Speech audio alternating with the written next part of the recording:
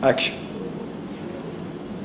अरे हम तो वो कमीने पुलिस वाले हैं जो गिव एंड टेक में विश्वास रखते हैं। देख भाई हरजोत, ये 7 से 10,000 दे और दूसरे हाथ से अपने बेटे को ले जा। अरे क्या जरूरत थी तेरे को दारू का धंधा बंद करने की? अच्छा वाला धंधा कर रहा था, दिन दुनी रात तरक्की। पर तूने ये ना सोचा कि करियाने का दुकान खोल के नमक आटा दाल इन्हीं में उलझा रहा, बड़े शराफत का धंधा करने लगा। तन्ने सोचा कि हमें खबर नहीं मिलेगी और हम हाथ मलते रह जाएंगे।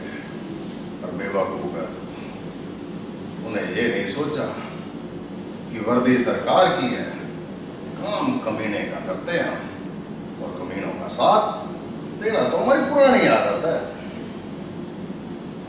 फिर से सोच ले, धंधा तूने करना है, पैसा तूने कमाना है, साथ हम जैसे हरामी पुलिस वाले का मिलेगा।